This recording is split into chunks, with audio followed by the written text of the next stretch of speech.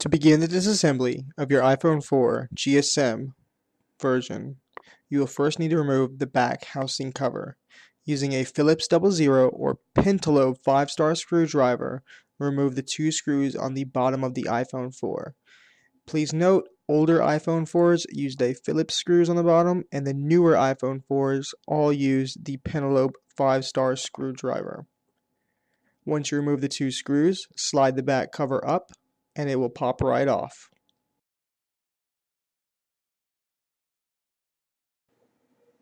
Next, using your Phillips 00 screwdriver, remove the two screws on the top of the dot connector flex cable connector. Under these two screws is a metal bracket that will come right off.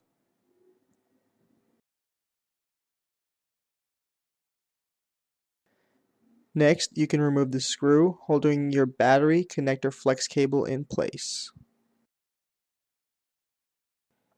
Using your fingers or a safe open pry tool, go ahead and disconnect the dot connector flex ribbon. Sometimes it is held in by a little adhesive that is a little hard, so you will have to pull it back gently. Then remove the two screws on the bottom loudspeaker / Wi-Fi GPS connection cable. Next, using a safe open pry tool, go ahead and disconnect the battery flex cable ribbon.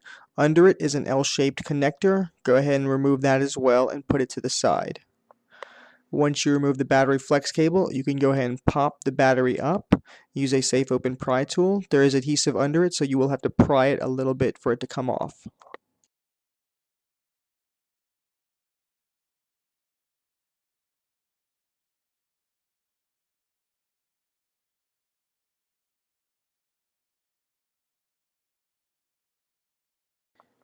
Next, you can disconnect the Wi-Fi antenna flex ribbon. And after that is removed, you can go ahead and remove your loudspeaker dock assembly.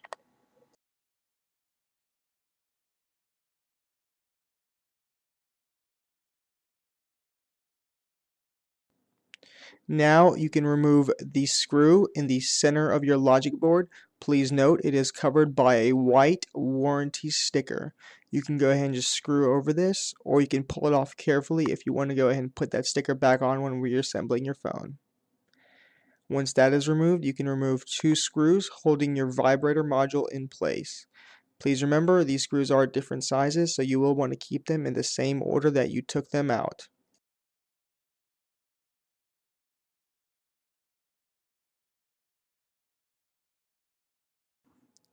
Next, you will want to take off the 500 size screws covering a metal bracket on the top of your phone.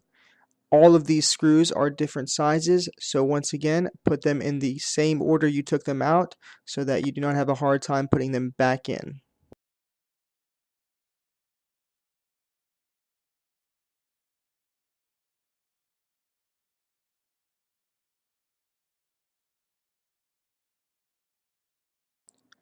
With the 5 screws removed, you can go ahead and remove the metal bracket shield. It is a little bit tricky to remove, so you will have to wiggle it a bit to get it to pop off.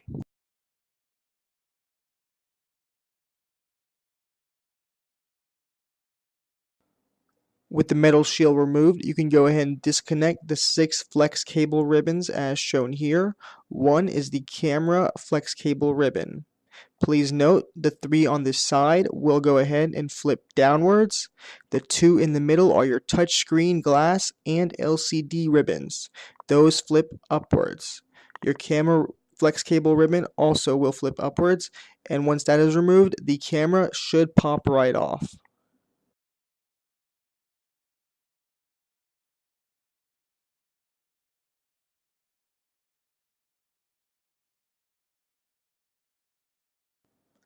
Finally, you will see one final screw held into the top right corner.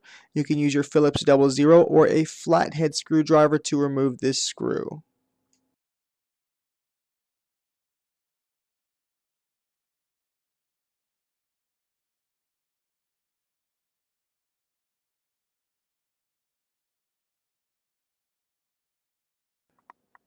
Using a SIM tray ejector tool, which you can find at injuredgadgets.com, you want to go ahead and release your SIM tray. If you do not release the SIM tray, the logic board will not come out of the phone. With all of the screws on the logic board removed and the SIM tray removed as well, you can go ahead and remove the logic board from the mid-frame assembly. Please place the logic board in an electrostatic device safe area. With the logic board now removed, you will go ahead and loosen up 6 screws on the side of your phone. You can remove these screws, which do have washers under them, but we honestly suggest just to go ahead and loosen them up about a half of a turn. In addition to those 6 screws are 4 additional screws, one on each corner of your midframe. The 4 in the corners will need to be removed completely.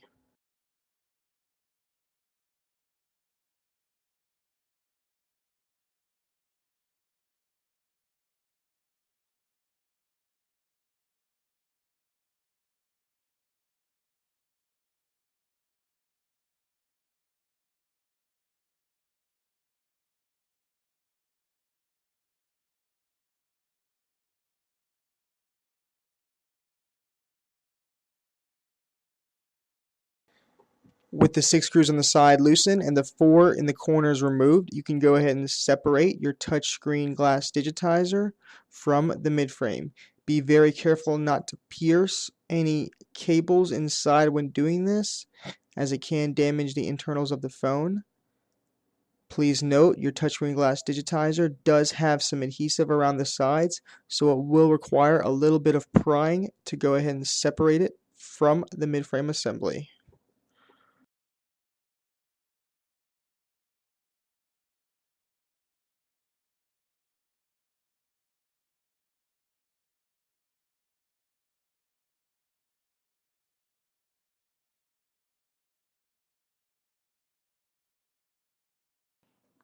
Once your touchscreen glass digitizer and LCD panel has been removed, you can go ahead and remove your home button with flex cable ribbon.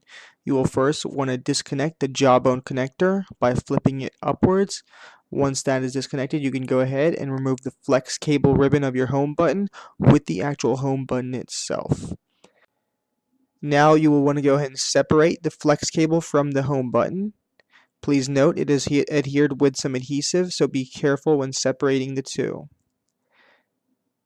To replace the home button flex cable, you will just go ahead and take your brand new home button flex cable after making sure the correct direction it should go in on the home button. Generally, there will be grooves under the home button that you will see in a moment that will line up with the direction of the flex cable ribbon. Once you have lined up the flex cable ribbon with the home button, go ahead and adhere it to the home button.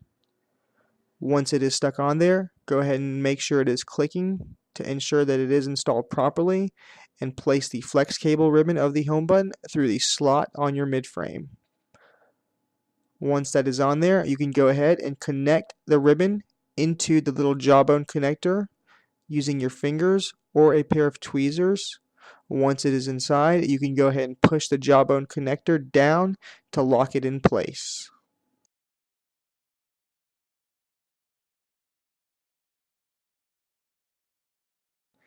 Please view our other videos for the iPhone 4 reassembly guide.